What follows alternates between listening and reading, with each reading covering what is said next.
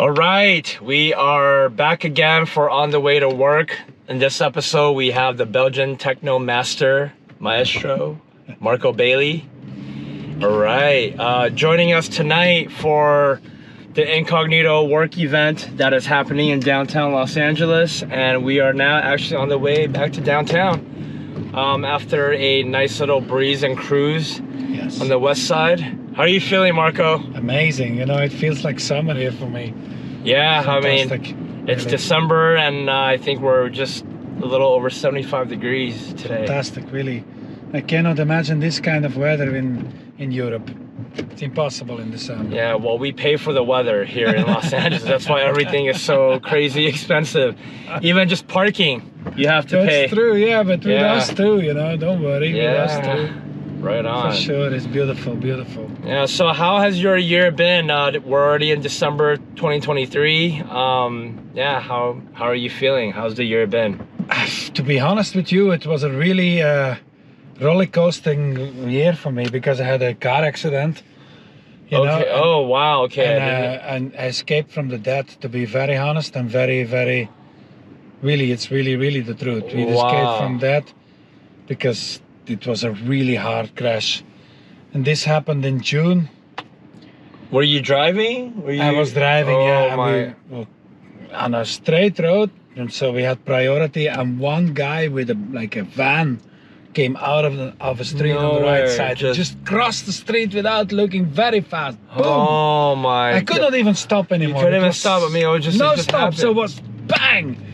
So it's sick, really. Yeah. Now I can laugh with it, but I see. Wow. So this is how we're starting the episode, I guess. Sorry. Yes.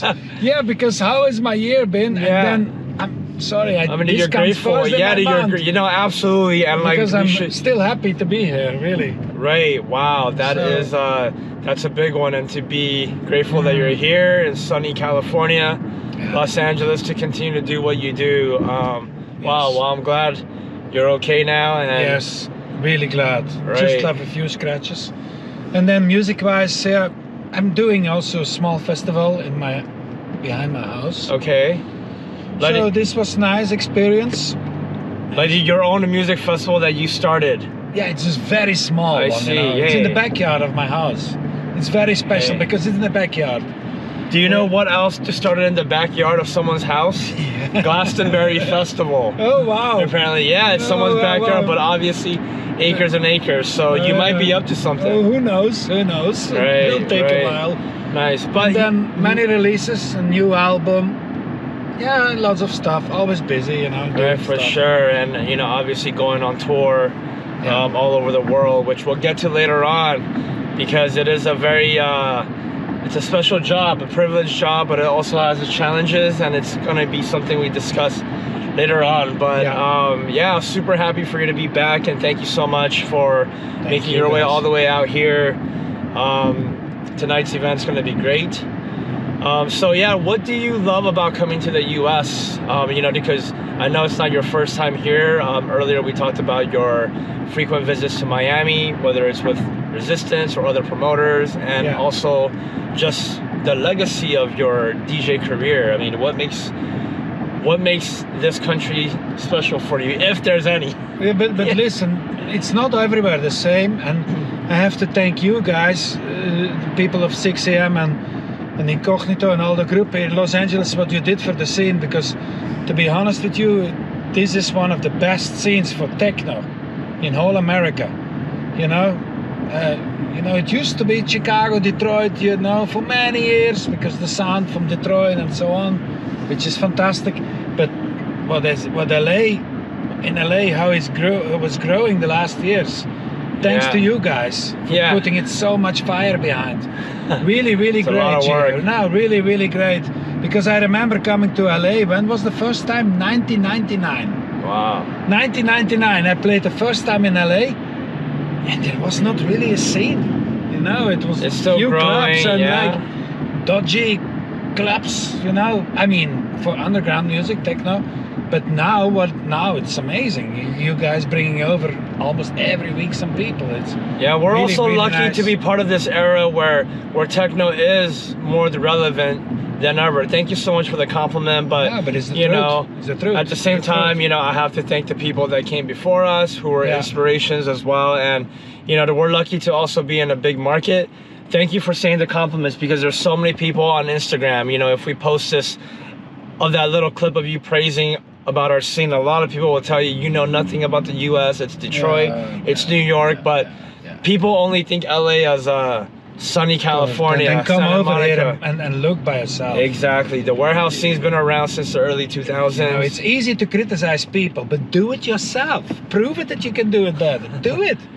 Instead of blah, blah, blah, blah. Show it to the people. Yeah, but it's easier to blah, blah, blah. Of course, blah, blah, blah, blah, blah. Right. Do it yourself. And if you prove you're better, that's good. That's good. But I've never seen that. Right on. Well, speaking of blah, blah, blah, you know, it was something that we briefly talked about, but right now there is a very hot debate and topic. There's a clip that, you know, I was on a podcast and really showing some empathy and is showing some concerns for traveling, touring DJs, especially like yourself, who travel all over the world, who get spat out by airplanes, and ultimately there are challenges, right? You're lonely, you're jet lagged, you're always tired, but there's another side of the, you know, coin where people are thinking, you know, boo-hoo, stop complaining, stop, you know, that you're doing a privileged life, like, I know, but they have not much seen in their lives probably. And you know, these people, they don't know what it is. I always say, don't criticize people when you don't know it by yourself, you know, or when you have not seen it, or when you have not been into the same. You know, it looks all like we go on holiday, but sometimes in a weekend we sleep 2 or 3 hours on 3 days, you know. It's not funny, believe me. It's not a gift, you know. It's not a gift, but out of passion, we keep on going. And of course, it's a nice job, I admit. You know, you're playing your music, it's party, and it's privilege. You know, I'm privileged, and thanks God I still can do what at my age now, what I'm doing, what is my passion. But believe me, it's not given on a plate, really not, because it's not from 8 till 5, and then I put my legs up, you know, I look TV and have a good dinner, go to sleep, and the next day the same. And you're a nice routine. It's very good for your body, for your system, because it's every day the same. You know, but this is not for us. This is not for us. But look though, that's the thing. So there are people, I love how you just mentioned that you're kind of jealous of people that have a nice routine. Yes, because it's good for your health. But here's the thing, there are people that literally go through the mundane routine. They wake up, they go to work, they go to the gym, make dinner, walk their dog, etc. The next day the same thing, and they're tired and miserable. So, you know, yes. To say, well, thank you for saying it yourself. Absolutely. And there are days, honestly. But there is another side of the coin, like you said before. Maybe our life is not so boring, but it's sacrifice too, because you know, you sleep on total different times, you eat on different times, your whole system is disordered all the time. You know what I mean? Right, and a lot of people's celebrations, weddings, etc. happen on the weekends, where you have to work, where we have to work. Forget and it. The things that we miss out. But then again, look, people on the internet, boo fucking who, but that's cry what me the a internet river. is for. The internet is made for throw it out. You're right. It's like my favorite actor said once in an interview, Denzel Washington. We don't care anymore if we hurt people. We just throw it out. Exactly. We don't care anymore if we hurt people. Throw it out, throw it out, yeah, because what they're throwing out is their own pain, right? Hurt, like, maybe. The best comment, at least on that video, is hurt people, right? And they throw out their pains because there's so much in them. Pains, right? Throw out the pain. Not to continue to bash on the internet, because people will be like, dude, all right, two privileged people. Yeah, but best is going to work. Exactly, I know. Yeah, but the grass is always greener on the other side of me. Exactly. I jumped from my corporate job in 2017, you know, and it's only been 5-6 years. I mean, I went through COVID. I mean, during that time, I thought, what have I done? I made the wrong choice. I made the wrong decision. And I thought maybe my old life would be better and safer. So we go through these ebbs and flows of thoughts, you know, and these thoughts were in my mind many times as well. Right. Plenty of times. And the ultimate answer is like there are people that are happy with their jobs, that are happy with their routines, and they will never dare step in because they think this is, you know, not for them. And there are the other side where we're doing it, and sometimes we wish, hey, maybe the routine True. is good. So the grass is always greener wherever you water the grass. Always, most of the time, you know. Yeah. Yes, that's true. Yeah, so your career has been 25 years, more than 20 32. years. 32 years. 32. Wow. 32. I started 1989. 1989. But of course, playing for like 100 people in small bars. But I played.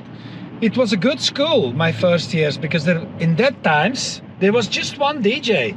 The promoters were not paying 10, 15 DJs like now. One, that's it. You do the job.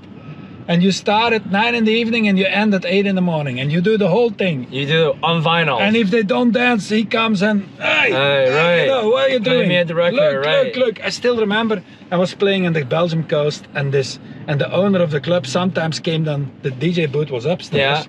And he came to me sometimes, hey, come on. They are not moving. Come on, you They're know, not, dude. Yeah, exactly. They are snaking. They are grooving. Yeah, they are feeling. The whole time, like keep them going, and then like for minimum always 8, 9, 10 hours every day. And I used to play there in the summer season, Sunday, Monday, Tuesday, Wednesday, Thursday, Friday. Jesus. Just one day off. Jesus. And that is. But then you learn reading the crowd, you know. And right, and you really know your music, and you really know your skills and craft. I mean, yeah, that's. Yeah, the times have definitely. It's work. Yeah. It's work, you know. It's work. Believe me. Right. I mean, it's kind of like the same story as the Beatles, how they played in Hamburg 8 hours a night as a band as well. I mean, that's really how it was back in the day in terms of, because honestly, there weren't that many musicians and DJs back then too. Right, even if they did want to book 4 or 5 DJs in a night, I mean, well, how many? You know, it was a lot harder to be a DJ because you had to actually play on vinyl. They want to make this right, and I know it sounds bad. It's like, well, that is shit. I mean, and that is perhaps a reason of why things are saturated. But I don't think it's gotten any easier to really make it. If anything, it's gotten harder. Because there are more aspects than only DJ these days. Because the barrier to entry, well, the entry barrier is lower. Now that anybody can DJ on CDJs, right? I mean, it's the same thing that anybody can take a basketball or a soccer field, and we go to the field, we go, hey, Marco, we're footballers, we're They made DJing that, but there's a level between professional DJing and amateur DJing, and you know, it's all blurred. It's all blurred, and I think would like to see like this ridiculous DJ polls, you know, and they're still doing it. Luckily, Resident Advisor stopped with that bullshit, but DJ Mac and many others are still publishing that bullshit. The best DJ of the world is based on what? On his skills? No. The best bank account. On the music choice? No. On reading the crowd? No. On building up a musical journey, 9-10 hours? No. Yeah. So on what? And what is this based? Right, on the best DJs and the crowd, they don't know better, they believe it. They believe it, they right. They believe it. Right. Because they follow like sheep. Right. They always have been, you know? Right. What are we doing? Come on. Put this best DJs of the world in front of a professional jury that look on every mistake that they are doing. Yeah. Let's see what comes out. Who would the jury be? I mean, I put I put DVS1, I put, you know, Luke Slater, I put Jeff Bell, right. This guy that's super professional. He knows what he's doing, but he's not even considered as this best DJ of the world. I mean, it's a ridiculous thing. Stop this bullshit because it brings the people completely in confusion. 90% of the crowd who's not into music really, they believe this. Of course. Promoters have to book this because that brings people, and the whole thing is a fake thing. It's a circle that keeps on going, keeps on going, keeps on going. Yeah. And actually the source, it started already wrong. to announce things which are not the truth. Yeah, Fake news. True. Think about it. Yeah, Think it's about fake it, really. news. It's fake news, but that people believe the fake news. Yeah. You know what's really bad? So I mean, I haven't looked at the DJ Mag Top 100 in a while. The last I looked at it, and this is really bad. But, and not to call out a whole like nation, but if you've ever noticed like more and more DJs from Asia hitting the charts, it's because they're paying so much money to not DJ only Mag. Asia, Brazil as well. To stop this, we're gonna post this. They're gonna make it louder and have people comment, have people channel it. But I think, you know, if you have this title, you should be standing out.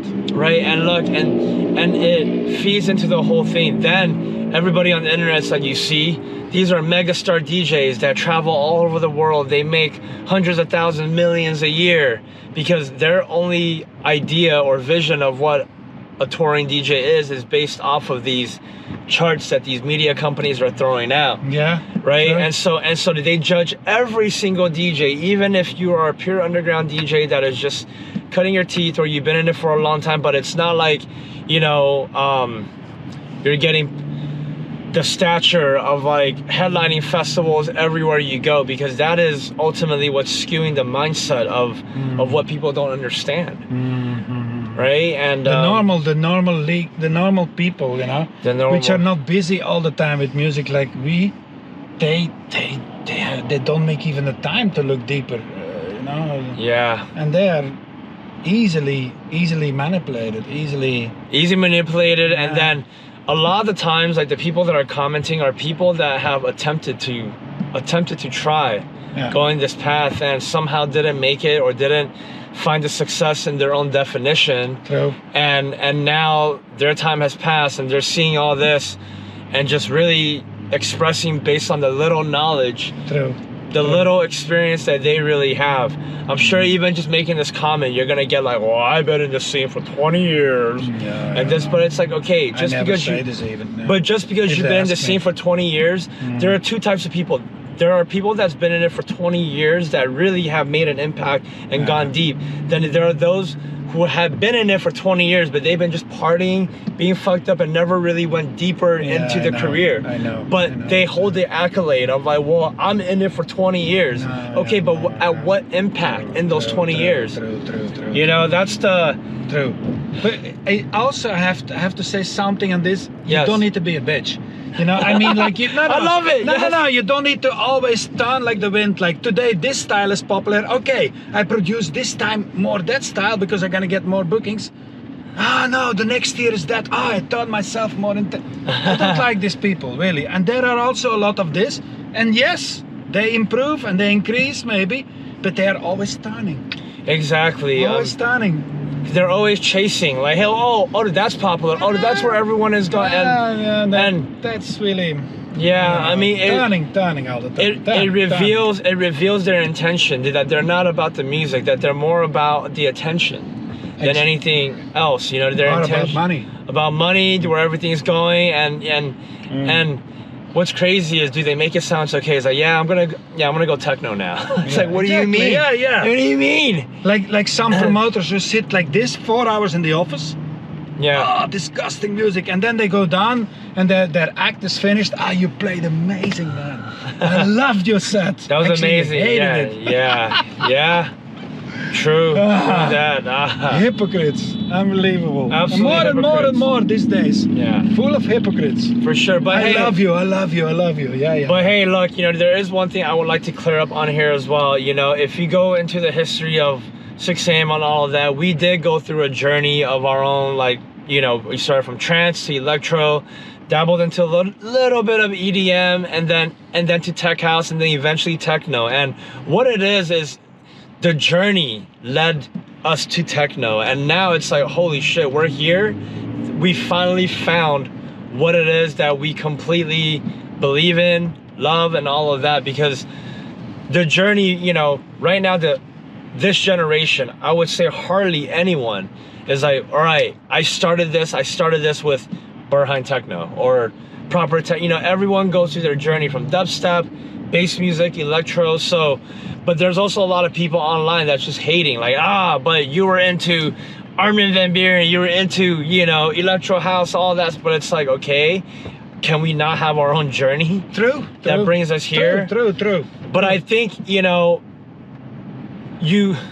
that could be the excuse as well for many that are chasing these things. But I wonder if one day this genre that we're currently super hot on is no longer popular that it is right now. Let's see how everyone moves. Yeah, true. Yeah. It's always moving, you know. It's always moving, and we just have to use time, I guess. Do whatever music it is, do what you love. Do what, yes. But don't say I love it when you actually inside of yourself think you hate it. Then it's something is wrong, no? Yeah. You know. Well, that's where you get, you know, business techno. Well, they're only doing techno for the sake of business transactions, you know, because it's the ticket seller.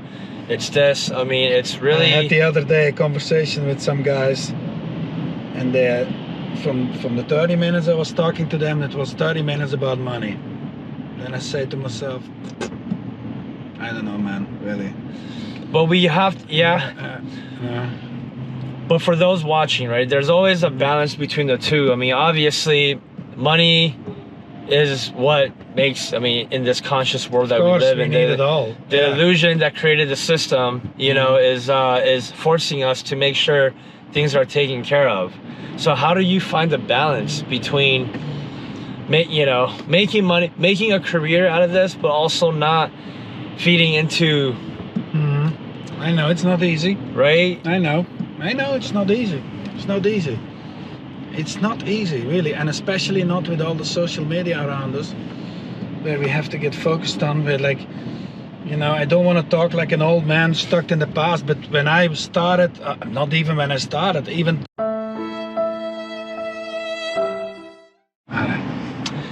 Yeah, so let's change the subject up a little bit in terms of looking at today's scene, okay? I know that we've been talking a lot about what is wrong with it, but let's switch the topic a little bit. I love to ask this, especially to, you know, the legendary DJ producers that's been doing it. Marco Bailey, if today you were starting off all over again, a 20-year-old or 22-year-old aspiring DJ producer, but living in 2023, how would you navigate today's industry? What would you do differently, and what would you do the same, knowing what you know? What I would do differently is going to a high-end school, musician school, and learning to play piano, not with one hand like I'm doing now, but with two hands, really, and not only piano, but many instruments. To build a foundation. To really stand out as a producer, because I think many techno producers, it's all playing with the mouse, with Ableton or Cubase or Logic Audio, and then of course plugins and all these things. But I think, for me personally, I still think if you're a real musician, you can really play a piano, you can play a guitar, you can play all those instruments. Yeah. You can do something. You know what? I couldn't agree more in terms of that. There's an artist right now based in Munich, Germany, by the name of Pelagonia, and she comes from a classical musician background, and she is a pure musician. And she is, I see really big things happening for her. For me, I look up to that. Yeah, and she plays live jazz, live electronic. Yeah, jazz really is even nice. More difficult than exactly. classic to play. And a vocalist as well. So yeah, I want to give her a shout out on here, and and now for me, that's what I would do different, really, honestly. But from a young age, not anymore like now, but of course from a young age, and then really, because then I have the feeling you're a more free person, because you're like a real damn ass musician. You sing, you play all those instruments, and I think it's another level. It's another level to me personally. Gotcha. And how about record labels, your own party? Yeah, record labels, but that's not so difficult these days to start a record label, because back in the days it was difficult because it was vinyl. It cost a lot of money. It was a production process. All these things, you know. But now, how many labels are coming out of the grass every day, because you make a track, the next day it's online. So, and you put a name on the label. You know, it's not that difficult anymore. What is difficult is to keep it running and to keep it on on a good scale, that you have good releases. That's another part. But it's not anymore that difficult these days to start a label like it was back then. I mean, it's not difficult to start one, but it's hard to manage one. Exactly. And it's hard to get attention in today's overly crowded, you know, the market. 100%, so 100% true. I see, 100%. but yes, I mean, I always talk about it. Having real skills, whether it's in the studio, whether it's becoming a musician, or even real DJ skills, like what we talked about with Hector Oaks, Yeah. They can't take that away from you, having that foundational skill. But not only Hector, you know, I know many people. Yes, Christian Varela, who played tomorrow here in Spain. Yes. 6 decks. And it's not 6 or 20 or 40 decks, but not making a mistake, not single one, you know? Then you have to be, you don't need to be like ping pong, like with the CDJs. Yes, ping it's pong. a different story. It's real DJing. Yeah. And this is what I like. Yeah, and this is where I think in today's generation of instant gratification, they cannot stomach the fact that you're gonna need, you know, years to master a craft, right? Years of silence and grinding, of no attention, no nothing to get there. That's where the whole, you know, skewing. People don't stand still with those things. People can't stand still with it, and then also seeing what is happening online. Well, this 20-year-old, this, you know, and people start comparing, and that is, you know, TikTok I think and flick flock. I do think, you know, it is important to work hard and have high output, but don't just have output that's shit, right? Truly work on your skills so that the system drives you through that, you know? Everything is like, many things are like, something is driving you to that, Jia. If you're not strong enough inside of you, you let yourself manipulate by that system of more money, more tickets, more money, more reproductions. Faster. It doesn't matter. Come on, more, because then you're gonna get a feature and all this stuff, and you have to be strong to fight, still keep it successful. You know, it's a hard thing. Believe me. No, you know, I think there are multiple approaches in the artist's journey, and I think more importantly, you have to just make sure you love what you're doing, and that you're not chasing. You're not just doing it because you're a hypocrite, right? You're or you're chasing something, right? You know, but if you really do enjoy putting out a lot of music because you're good and you're good at it, and you enjoy it, you love it, fine, definitely top. If you're a machine, you know, there are many guys who are really a machine, you know, like one after the other, and good. But I'm a little bit afraid if this more and more at the end of the road is gonna be good. If it's gonna be good for everything around us, you know. Only time will tell, right? We're only moving forward in this music, in this genre. It's crazy. It's like here on the highway, more cars, more.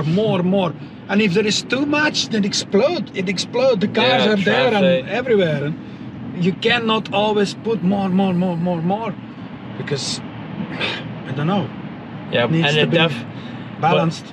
But it definitely seems like the scene that we're in, it's definitely pushing more. I mean, there's a techno party in every corner of the world right now. Yes. Every corner, including Guam.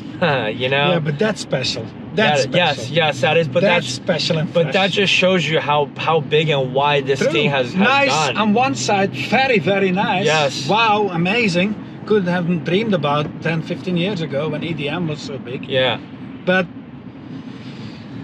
things will always stabilize and equalize, and I think that right now we are in the golden era, really, of techno, and I think we have to do what we can to educate, right? I think the number one's important, those that are willing to listen, and then be able to show with their actions by protecting it, right? So our parties tonight, our parties tomorrow will be, you know, no camera, proper underground, and no matter how I explain it here, I can't explain that. So yeah, if you're in LA, obviously by the time this airs, the event will pass, but do give yourself an opportunity. If Marco Bailey's in your city, chances are he will be, because he travels all over the world.